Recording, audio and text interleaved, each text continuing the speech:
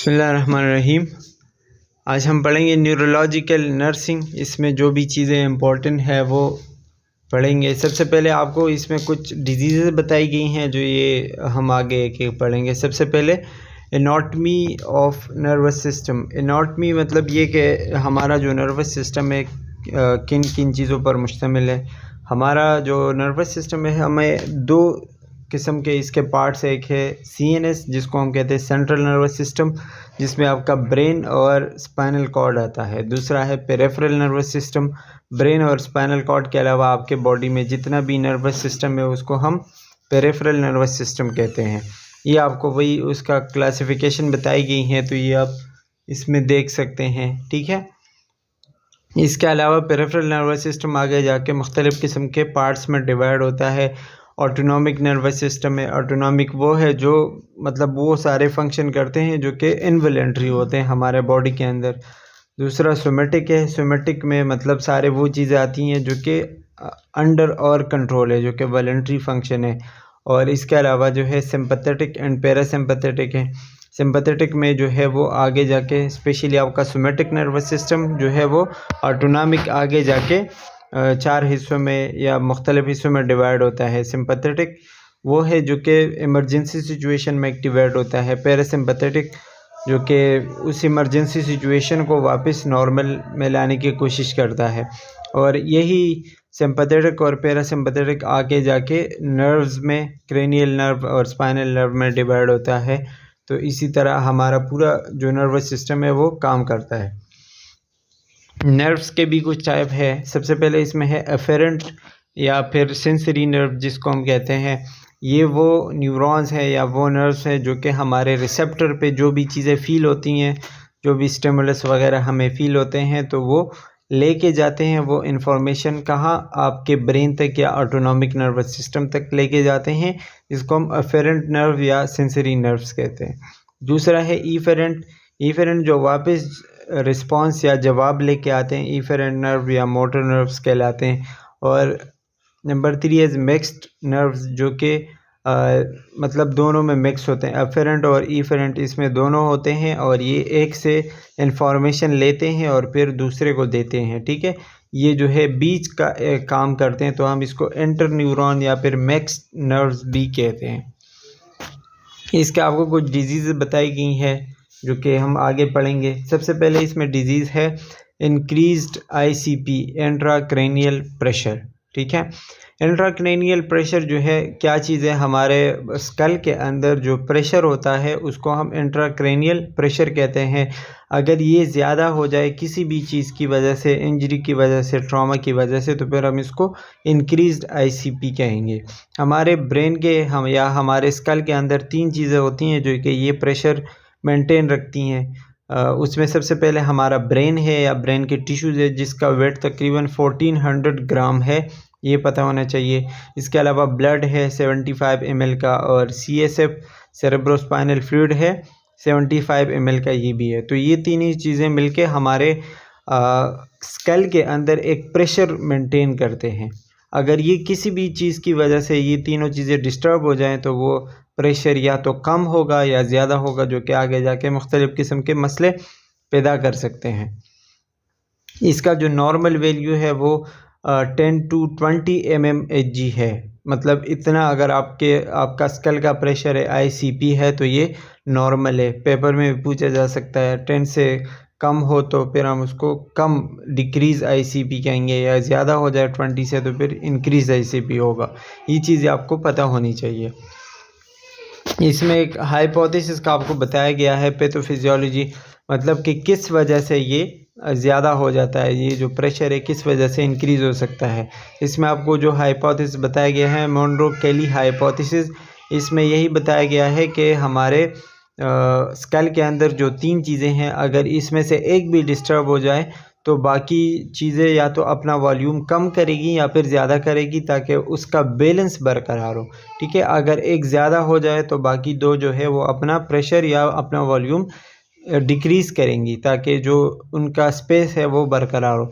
लेकिन अगर ये टेम्परेरी नहीं होगा, मतलब किसी छोटे वक्त के लिए, कम वक्त के लिए नहीं होगा, मुसलसल ये होता रहेगा, तो आगे जाके ये कंपनसेट करेगा, मतलब हमारे ब्रेन को या हमारे स्कल के ऊपर इसका जो है इफ़ेक्ट ख़राब हो सकता है। फिर जो CSF और हमारे जो वेज़ो कंस्ट्रक्शन होती है वो उसमें मसला होगा, ठीक है।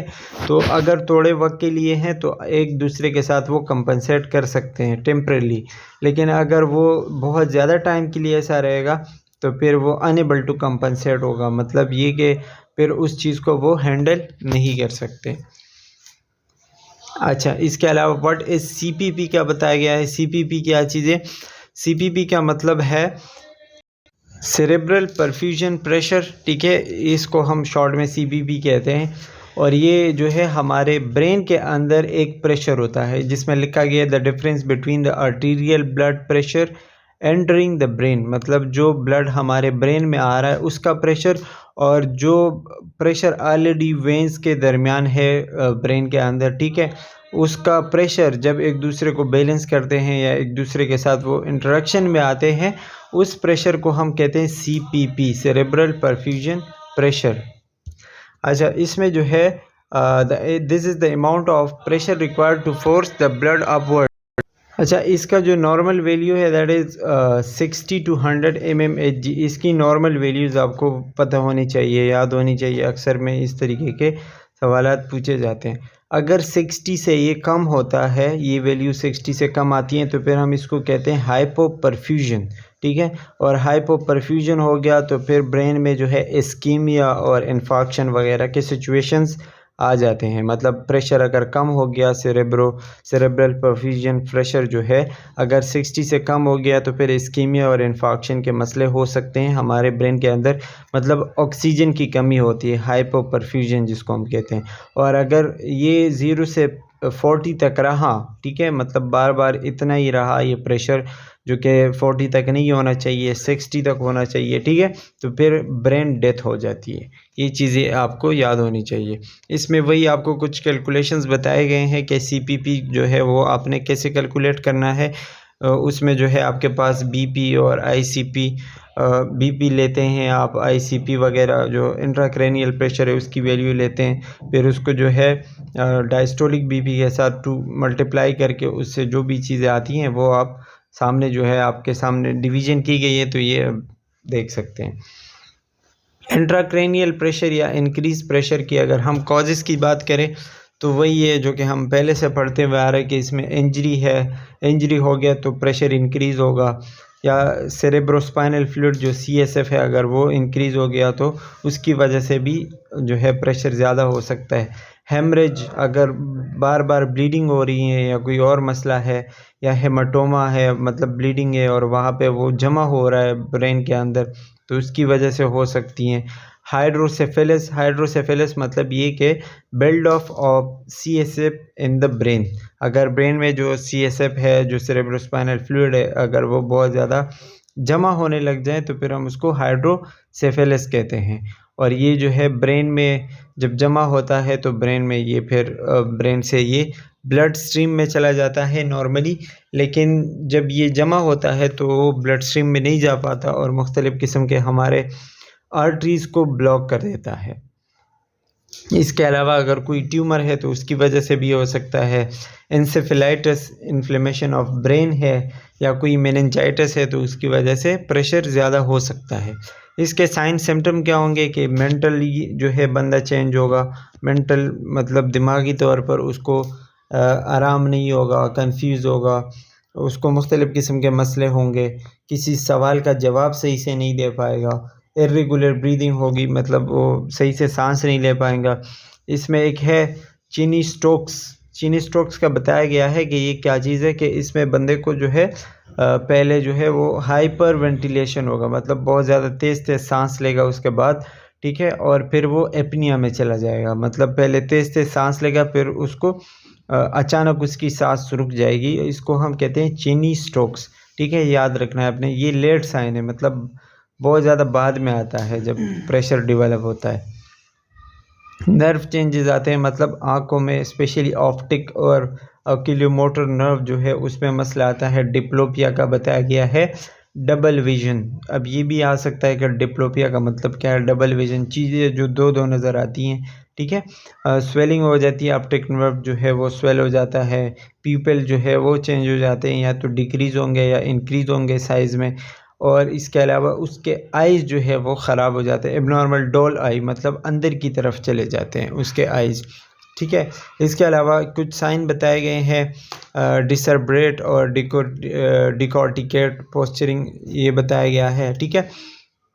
अच्छा, डिकॉर्टिकेट का बताया गया है कि इसमें बॉडी जो है बिल्कुल कंट्रैक्ट सी होगी, फ्लेक्शन होगी उसके बॉडी में, हाथ पाँव उसके बिल्कुल मुड़े होंगे और जो है बॉडी की तरफ वो रोटेट होंगे, ठीक है, इंटरनली रोटेट होंगे, स्पेशली उसके लेग और उसके आर्म्स। दूसरा डिसर्ब्रेट है तो इसमें एक्सटेंशन होगी, बाहर की तरफ वो उसके हाथ पाँव होंगे, ठीक है। नीज जो है उसके फीट जो है वो फ्लेक्स होंगे, बाहर की तरफ होंगे, और ये दोनों जो है एक दूसरे के बिल्कुल ऑपोजिट है, तो ये भी इंट्राक्रैनियल प्रेशर की वजह से हो सकता है। इसके अलावा कुशिंग स्ट्राइड है, कुशिंग स्ट्राइड जो है ये भी एक लेट साइन है, जिसमें इसमें हम कहते हैं herniation of the brain stem, कि हमारा जो ब्रेन स्टेम है वो हर्निया में चला, हर्निया आपने पढ़ा होगा कि अपनी जगह से डिसलोकेट हो जाता है, ठीक है। इसमें वही कि सिस्टोलिक ब्लड प्रेशर जो है वो इंक्रीज़ हो जाता है, ऊपर वाला जो ब्लड प्रेशर होता है, ठीक है, और डायस्टोलिक ब्लड प्रेशर जो है वो कम हो जाता है। अच्छा जी, इसके अलावा जो है उसके रिफ्लेक्सेस, स्पेशली जो बेबेंस की रिफ्लेक्सेस होते हैं, पाँव के जो रिफ्लेक्सेस होते हैं, ठीक है, वो बहुत ज़्यादा एक्टिवेट हो जाते हैं। अनकॉन्शियसनेस, बेहोश हो रहता है, कभी कभी उसको सीजर्स आते हैं, हेडेक होता है, वोमिटिंग इमेसिस जो लिखा हुआ है, ठीक है, और डिटोरिएशन ऑफ मोटर फंक्शन, मतलब उसके अक्सर हाथ पाँव जो है वो काम करना छोड़ देते हैं। ये हम आगे पढ़ेंगे, हीमिप्लीजिया वगैरह हम पढ़ेंगे। इसके नर्सिंग इंटरवेंशन में वही बताया गया है कि आपने जो है उसका प्रेशर कम से कम रखने की कोशिश करना है, उसके जो है मॉनिटर करना है, आईसीपी जो है बार बार आपने मॉनिटर करना है। बेड जो उसका पोजीशन होता है हेड का, ठीक है, वो आपने 30 to 45 डिग्री रखना है, ताकि उसके जो नेक्स्ट फ्लेक्शन वो ज़्यादा ना हो, ठीक है। इसके अलावा आपने रिस्पायरेशन का ख्याल रखना है कि मतलब वो हाइपोक्सिया उसको ना हो, उसको जो है ऑक्सीजन की कमी ना हो, ठीक है। और इसके अलावा हाइपरकेपनिया, हाइपरकेपनिया मतलब वो जो कार्बन डाइऑक्साइड का लेवल ज़्यादा हो, ठीक है, बॉडी में, तो वो आपने नहीं होने देना। इसके अलावा आपने ब्लड गैसेस और ऑक्सीजन लेवल का ख्याल रखना है। कोई ऐसा स्टिमुलस जिससे उसको मतलब मसला हो सकता है, जिससे उसको तकलीफ़ हो सकती है, ठीक है, वो आपने नहीं करना है। सक्शनिंग प्रोसीजर वगैरह जो कि हम नो लॉन्गर देन 15 सेकंड्स हम देखते हैं उसमें। मॉनिटर पर हाइपरथर्मिया हमने देखना है कि उसका टेम्परेचर, बॉडी का टेम्परेचर ज़्यादा ना हो, ठीक है, और अगर हो गया है तो क्यों हुआ है, ये सारी चीज़ें आपको उसमें देखनी होती है। वेंट्रिकुलोस्टमी मतलब ये कि जो भी एक्स्ट्रा फ्लूइड है ब्रेन में जमा हुआ है, वेंट्रिकल में जो फ्लूइड जमा होता है, ठीक है, वो आपने निकालना होता है बाहर, जिसकी वजह से प्रेशर ज़्यादा हो सकता है। तो ये आपने उसमें स्पेशली जो प्रेशर होता है उसको ज़्यादा देखना होता है। Patient with increase are not a candidate for a lumbar puncture, जो भी मसला हो, मतलब जो भी पेशेंट हो जिसको आईसीपी हो, जिसका प्रेशर ज़्यादा हो, तो उससे आप लंबर पंक्चर नहीं कर सकते। अक्सर जो फ्लूइड वगैरह लेते हैं तो उससे आप वो नहीं कर सकते। इसके अलावा जो स्ट्रेनिंग एक्टिविटीज़ होती हैं, मतलब वो चीज़ें जिसमें उसको थोड़ा सा ज़ोर लगाना पड़े, ठीक है, स्ट्रेन करना पड़े, तो वो हम उसको उससे नहीं कराते, अवॉइड कराते हैं। स्टूल सॉफ्टनर वगैरह देते हैं, और इसके अलावा उसके मुख्तलिफ़ मेडिकल टेस्ट करते हैं, जिसमें हम मतलब मेडिसिन वगैरह देते हैं, बारबिचुरेट्स देते हैं, मिनिट्रोल वगैरह देते हैं, ठीक है। मिनिट्रोल क्या है, ये जो है एक शुगर टाइप ड्रग है, जो कि हम ब्लड में देते हैं, तो ब्लड में जितना भी एक्स्ट्रा फ्लूइड हमारे ब्रेन में जमा है उसको अपनी तरफ खींचता है, तो इसीलिए वहाँ पे जो प्रेशर होता है वो कम होता है। And that's all about the ICP. Next जो हम पढ़ेंगे that is spinal cord injury. अच्छा जी, स्पाइनल कॉर्ड इंजरी में जो है वही चीज़ें हैं जो कि बार बार हम पढ़ते हैं कि ये अगर स्पाइनल कॉर्ड में कोई इंजरी हो जाए तो फिर हम स्पाइनल कॉर्ड इंजरी कहलाते हैं। इसमें जो है आपके वर्टिब्रास होते हैं और बहुत सारी चीज़ें होती हैं, ठीक है, उसमें से अगर किसी एक भी मसला आ जाए तो फिर ये आगे जाके पूरा मतलब बंदे के मूवमेंट को इफ़ेक्ट करता है। इसमें मुख्तलिफ़ किस्म के टाइप्स होते हैं, जिसमें सबसे पहले मोनोप्लेजिया मतलब अगर कोई एक लिम्ब हमारा अफेक्टेड हो जाए, कोई एक हाथ पाँव या ठीक है मतलब कोई एक पाँव या एक हाथ अगर अफेक्टेड हो जाए तो मोनोप्लेजिया कहलाएंगे। डाईप्लेजिया में मतलब दोनों हाथ या दोनों पाँव जो है वो अफेक्टेड होंगे। पैराप्लेजिया में भी वही दोनों के एक साइड पे दोनों हाथ या दोनों पाँव जो है अफेक्टेड होंगे। हीमीप्लीजिया में बॉडी का एक साइड एक हाथ और एक पाँव अफेक्टेड होगा। और क्वाड्रीप्लेजिया में टोटल या इसको हम टेट्राप्लेजिया भी कहते हैं, इसमें आपके चारों जो है लिम्ब्स अफेक्टेड होंगे, चारों हाथ पाँव जो है वो काम करना छोड़ देंगे। इस डायग्राम में आपको सारा मोनोप्लेजिया, हीमीप्लीजिया और डाईप्लेजिया का बताया गया है, तो ये आप देख सकते हैं। इसमें आपको स्पाइनल कॉर्ड पैरालिसिस लेवल का बताया गया है। मोस्ट इम्पॉर्टेंट है ये, अगर C1 से C3 तक कोई मसला आ जाए, ठीक है, जो हमारे सर्वाइकल वर्टिब्रा होता है, अगर इसमें कोई मसला आ जाए तो क्या क्या क्या हो सकता है कि उसके जो ऑल डेली एक्टिविटीज़ होती हैं, जिस तरह हम रोज़मर्रा के जो काम करते हैं वो ख़राब हो जाते हैं। फिर आपने उसमें उसकी हेल्प करनी होती है, उसको जो है ब्रीदिंग में मसला होता है, वेंटिलेटर वगैरह लगाना होता है, ठीक है, व्हील चेयर आपने उसको देना होता है, ठीक है, व्हील चेयर पे वो जो है घूमता फिरता है। C4 जो है वो भी सेम है, लेकिन इसमें ब्रीदिंग वेंटिलेटर पे नहीं होती, ब्रीदिंग वो ख़ुद से कर सकता है। C5 में जो है उसका हेड और नेक शोल्डर वगैरह का मूवमेंट सही होता है, उसमें जस्ट आपने उसको थोड़ा सा चलने फिरने में हेल्प करना होता है, उसको जो है व्हील चेयर वगैरह देना होता है। C6 में अगर देखें तो उसके हाथ पाँव के मूवमेंट सही होते हैं, उसमें आपने जो है ड्रेसिंग में हेल्प करनी है, अगर बेड से चेयर तक जाना है या चेयर से बेड तक आना है उसमें आपने हेल्प करना होता है, ठीक है। C7 और C8 में जो है उसके हाथ के मूवमेंट बिल्कुल सही होते हैं, हैंड मूवमेंट, उसमें जो है वो ड्रेस भी कर सकता है, खाना पीना भी कर सकता है, ठीक है। लेकिन जो है उसमें स्पेशली आपने जो है नीचे की जो बॉडी होती हैं वो ज़्यादा इफ़ेक्ट होती हैं, अपर बॉडी वो ख़ुद से कंट्रोल कर सकता है। इसके अलावा T1 T4 में अगर कोई मसला आ जाए T1 से T4 में तो पैराप्लेजिया होता है, मतलब उसके जो है एक हाथ या एक पाँव में जो है दोनों में मसला होगा, उसकी कम्युनिकेशन स्किल्स वगैरह सब कुछ सही होती हैं, बाकी उसको आपने कोई भारी काम करने में हेल्प करना होता है या जो है व्हील चेयर में जो है घूमने में फिरने में हेल्प करना होता है। T5 T9 से अगर कोई मसला आ जाए तो फिर आपने वही व्हील चेयर उसको देना होता है, और वो अपना ख्याल ख़ुद रख सकता है, लेकिन आप उसको जस्ट घूमने फिरने में मसला होता है। T10 से L1 तक हो तो फिर उसकी पार्शल बॉडी मतलब हाफ बॉडी उसकी जो स्पेशली लोअर बॉडी होती है वो पैरालाइज हो जाती है। और L2 से S5 तक हो तो फिर उसके नी और हिप मूवमेंट में उसको मसला होता है, चलने फिरने में थोड़ा सा मसला होता है, ठीक है। और अगर कोई भारी काम करना हो या कोई घर में सफाई वगैरह करनी है तो उसमें हेल्प की उसको ज़रूरत होती है। इसमें एक है कंप्लीट एंड इनकम्प्लीट जो मसले होते हैं उसके हमारे स्पाइनल कॉर्ड के। कंप्लीट वो होगा जिसमें आपको कम्प्लीटली मोटर और सेंसरी चीज़ों का पता नहीं चलता, मतलब आपको कोई चीज़ महसूस नहीं होती और आप उसको रिस्पांस नहीं दे सकते, तो ये कंप्लीट पैरालाइज होगा या कम्प्लीटली आपका स्पाइनल कॉर्ड ख़राब होगा। इनकम्प्लीट वो होगा जिसमें आपको पार्शियली चीज़ें जो है वो लॉस हो जाती हैं, मतलब कुछ चीज़ें आपको फ़ील होती हैं, कुछ नहीं फ़ील होती हैं। सेंसरी जो है वो सेंसरी और मोटर जो हमारे परसेप्शंस होते हैं, जो चीज़ें हमें महसूस होती हैं, उससे हमें थोड़ा बहुत जो है मतलब मुकम्मल तौर पर लॉस नहीं होता, इनकम्प्लीटली लॉस होता है। अच्छा जी, effects of spinal cord injuries, इसमें जो है क्या क्या इफ़ेक्ट हमारे ऊपर हो सकते हैं, जिसमें मतलब स्पाइनल कॉर्ड के इंजरी को देखते हुए उसके मुख्तलिफ़ किस्म के असरात होते हैं।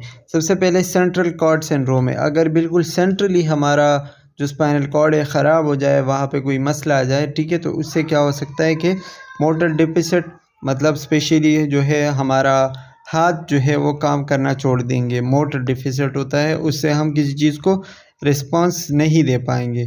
और नीचे वाले जो पाँव होते हैं वो थोड़े बहुत काम करते हैं, लेकिन इसमें जो है हमारे स्पेशली अपर एक्सट्रीमिटी जो है वो ख़राब हो जाते हैं। इसके अलावा बाउल या ब्लैडर डिसफंक्शन जो है वो हो जाता है, कभी कभी किसी में ज़्यादा होता है किसी में कम होता है, तो ये वेरिएबल है।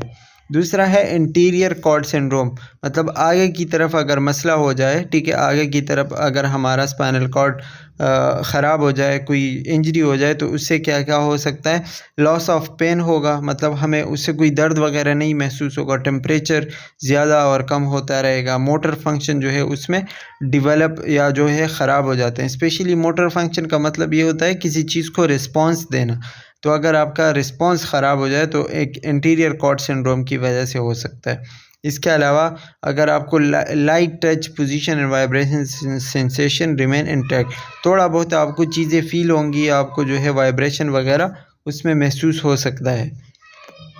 इसके अलावा ब्राउन सिकवर्ड सिंड्रोम, जिसमें लेटरल कॉर्ड सिंड्रोम भी हम कह सकते हैं, मतलब साइड पे जो है आपकी बॉडी या आपका जो स्पाइनल कॉर्ड है वो एक साइड से ख़राब हो जाता है, तो इसमें ज़ाहिरी बात है आपकी एक साइड वाली बॉडी जो है वो पैरालाइज हो जाती है, सिलेटरल जिसको हम कहते हैं, ठीक है, उसमें आपकी एक साइड बॉडी जो है वो पैरालाइज हो जाती हैं। पोस्टीरियर कॉर्ड सिंड्रोम, मतलब पीछे की तरफ अगर आपका स्पाइनल कॉर्ड ख़राब हो जाए तो उसमें लॉस ऑफ वाइब्रेशन और प्रोरियोसेप्शन और टेक्टाइल, मतलब आपको कोई चीज़ें ज़्यादा महसूस नहीं होंगी, जो सेंसरी चीज़ें होंगी वो आपको महसूस नहीं होंगी।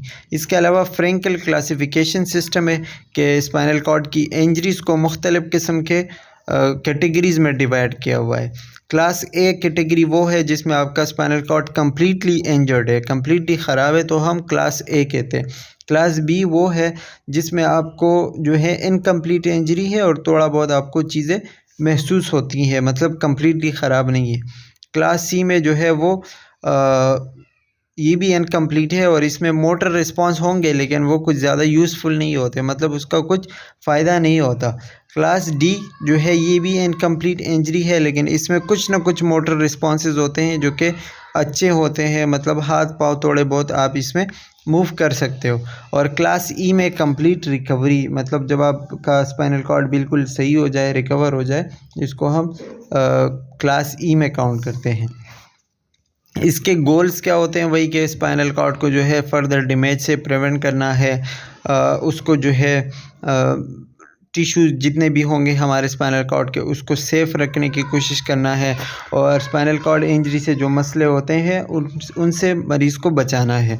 इसका ट्रीटमेंट अगर हम बात करें तो ट्रीटमेंट में वही है कि आपने ABC एस्टेब्लिश ABC के एयरवे, ब्रीदिंग और सर्कुलेशन, इन तीनों चीज़ों का उसमें ख़्याल रखना होता है। जब आप इसके मैनेजमेंट या फिर ट्रीटमेंट कर रहे होते हो, आपने उसको जो है हॉस्पिटल केयर देना होता है, फ्लूइड और ड्रग देने होते हैं, वेंटिलेटर अगर उसको ज़रूरत है सपोर्ट देना है, उसकी मोबिलिटी आपने, उसके हरकत, उसकी मोशन को आपने बरकरार रखना है, स्किन का ख्याल रखना है, और ये सारी चीज़ें स्पेशली बाउल फंक्शन का आपने उसमें जो है वो ज़्यादा केयर करना होता है। And that's all about the spinal cord injuries.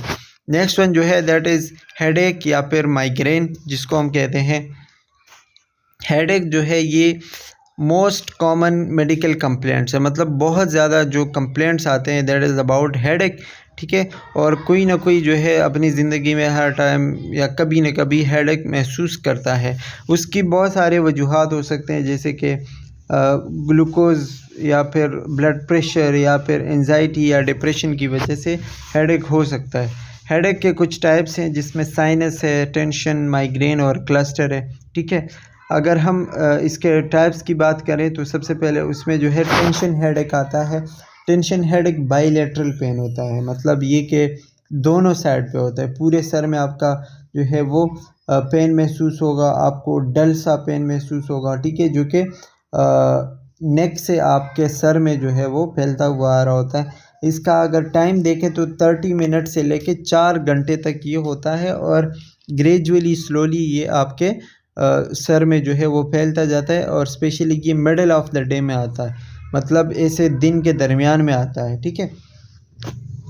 अच्छा जी, इसके अलावा जो दूसरा है माइग्रेन, माइग्रेन यूनिलेटरल होता है, एक साइड पे होता है, ठीक है, और ये बहुत ज़्यादा थ्रोबिंग, मतलब बहुत ज़्यादा चुभने वाला पेन होता है, बहुत ज़्यादा ख़तरनाक, ठीक है। इसमें स्पेशली आपके विज़न पे भी इफ़ेक्ट कर सकता है, मतलब इसमें आपको चीज़ें भी सही से नज़र नहीं आती, आपके सर में दर्द होता है, आपको लाइट से जो है वो तकलीफ़ होती हैं, अगर आपको आपके सर के ऊपर या आपको जो है लाइट बिल्कुल सामने नज़र आ रही हो, ठीक है, तो फिर बंदे को तकलीफ़ होती है। साउंड भी बंदे को ज़्यादा अच्छा नहीं लगता इसमें, ठीक है। और इसमें इसका जो ड्यूरेशन है वो 4 घंटे से लेके 72 घंटे तक होता है, मतलब 3 दिन तक होता है। इसके अलावा क्लस्टर हेडेक है। क्लस्टर हेडेक भी यूनिलेटरल होता है, मतलब एक साइड पे होता है, और स्पेशली ये आइस के पीछे होता है, ठीक है। इसमें भी ये बहुत ज़्यादा तेज़, शार्प और बर्निंग पेन होता है, मतलब जलने जैसे बंदे को जलन महसूस होती है, और आइस के पीछे होता है, ठीक है। इसका जो ड्यूरेशन है वो 15 मिनट से लेके 3 घंटे तक होता है, और ये भी जो है वो दिन में या फिर एक दफ़ा से लेके 7-8 दफ़ा आ सकता है एक दिन में, ठीक है।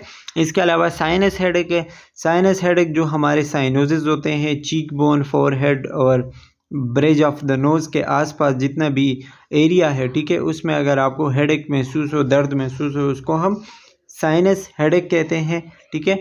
इसमें भी वही कि आपको जो है साइन सिम्टम अगर हम बात करें तो आपको नेज़ल डिस्चार्ज होगा, आपको सर में दर्द होगा, आपको सर भारी भारी महसूस होगा, कान बंद होंगे और फेशियल स्वेलिंग होगी। आपका जो फेस है वो स्वेलिंग मतलब स्वेल हो जाएगा, ठीक है। ये आपको उसके ट्रीटमेंट्स वगैरह बताए गए हैं। इसका ट्रीटमेंट एक्यूपंक्चर कर सकते हैं, मतलब जो छोटे छोटे पंक्चर करते हैं, ठीक है। कॉग्निटिव बिहेवियर थेरेपी, या फिर इसके अलावा कोई न्यूट्रिशन या कोई हर्बली आप कोई चीज़ दे सकते हो, जैसे घरेलू टोटके वगैरह होते हैं, या हिप्नोसिस। हिप्नोसिस मतलब ये कि हर वो चीज़ जिससे आपको सुकून मिलता है, ठीक है, आपने उस दौरान वो काम करना है, या सोना है, या फिर आपने कोई मेडिकेशन लेनी है, या कोई और अगर कोई म्यूज़िक वगैरह जिससे बंदे को थोड़ा बहुत जो है वो हेल्प मिलता है, तो वो आपने करनी है। मेडिटेशन या फिर मेडिकेशन आपने उसमें देनी होती है। इसके अलावा होम रेमेडीज़ होती हैं, जैसे कि हीट और आइस पैक लगाते हैं, या कोई जो है बहुत ज़्यादा एक्सट्रीम टेम्परेचर को आपने नहीं देना, बस थोड़ा बहुत उसमें आपने देना होता है, ठीक है। स्ट्रेसर, कोई भी चीज़ जिससे आपको मतलब वो तकलीफ़ हो, हम कहते हैं कि इसका जो है ध्यान बटाओ, इसका जो है वो माइंड चेंज करो, तो ये सारी चीज़ें जो कि होम रेमेडीज़ में आती हैं। और उसका जो है पानी देना होता है, या फिर आपने जो है उसको ब्लड शुगर उसका मेंटेन किया, तो ये सारी चीज़ें होम रेमेडीज़ में आती हैं। And that's all about the spinal cord injuries और हेडेक। आई होप कि आपको समझ आ गया होगा। नेक्स्ट पार्ट इसका जो है हम पढ़ेंगे आगे। And that's all for today. Thanks for watching. Take care. Bye bye.